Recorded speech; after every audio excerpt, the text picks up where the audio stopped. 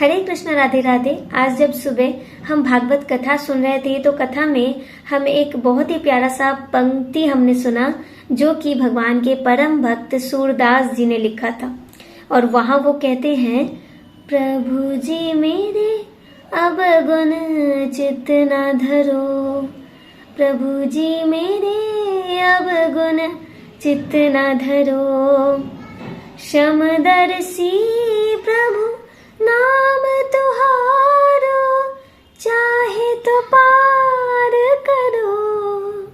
तो ये यहाँ वो कहना चाहते हैं कि प्रभु जी मुझ में जो भी दोष है उसे आप चित ना धरकर, आप तो समदर्शी हो, आपके पास तो सब समान ही है, तो अगर आप चाहो तो मुझे उद्धार करो।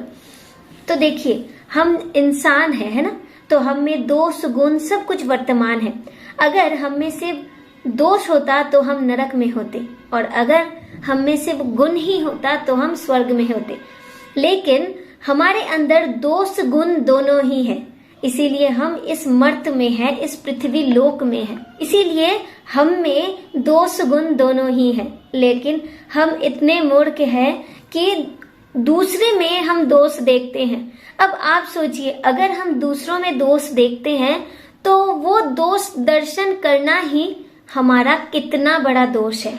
इसीलिए कभी भी हमें किसी और के प्रति देश भाव नहीं रखना चाहिए और ना ही किसी का दोष देखना चाहिए। अन्यस्य दोष गुण चिंतन माश मुक्तया, मतलब दूसरे के प्रति दोष बिल्कुल दर्शन नहीं करना है। इसके ऊपर महान संत विनोबा भावे को एक बार एक सवाल किया था कि संत की परिभाषा क्या है, एक शब्द में बताइए।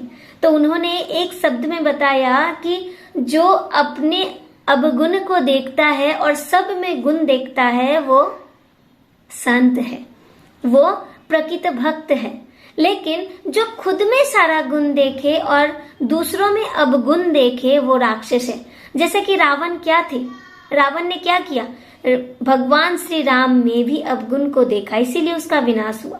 फिर कंस ने भी भगवान श्री कृष्ण में बस अवगुण ही देखा, इसलिए उसका भी विनाश हुआ।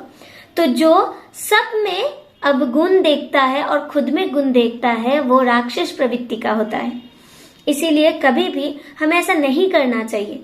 हमें सब में गुण देखना है और खुद में अवगुण देखना है, तभी हम संत बन पाएंगे या भक्त बन पाएंगे। तो इसीलिए यहाँ सूरदास कहते हैं कि प्रभु जी मेरे अवगुण चित्त ना धरो। सूरदास जी जो भगवान के परम भक्त हैं वो भी कहते हैं कि प्रभु जी मेरे अवगुण को आप चित्त ना धरिए, आप तो समदर्शी हो। जैसे कि समदर्शी मतलब हम ठाकुर जी को यहाँ जो पारस मणि होता है, पारस मणि क्या होता है, घर पे सजाया हुआ सुंदर सा कोई लोहा का सामग्री है, उसमें भी अगर हम स्पर्श कर दे तो वो भी सोना बन जाता है। और कबाड़ में पड़ा रहा टूटा फूटा लोहा, उस लोहे में भी अगर हम पारस मणि को स्पर्श करते वो भी सोना बन जाता है। तो ठीक उसी तरह भगवान तो समदर्शी है ना, भगवान के पास सब समान है। तो यहाँ सूरदास जी कहते हैं कि प्रभु तुम तो समदर्शी हो, इसीलिए मेरे अवगुण को चित्त ना धरकर अगर तुम चाहो तो मुझे पार करो। हरि जी मेरे अवगुण चित्त ना धरो। तो इसीलिए हमें भी ऐसा ही होना है, सब में बस गुण ही देखना है, किसी के ऊपर कभी देश नहीं रखना है। जब तक आप दूसरों के ऊपर देश रखोगे, जब तक आप दूसरों का अवगुण देखोगे, तब तक आप प्रकृत भक्त नहीं बन पाएंगे। तो इसीलिए प्रकृत भक्त अगर बनना है, शुद्ध भक्त अगर बनना है तो हमें क्या करना है, सब अपने दोष को भगवान के चरणों में अर्पित करना है और बस यही कहना है, प्रभु जी मेरे अवगुण चित्त ना धरो। राधे राधे।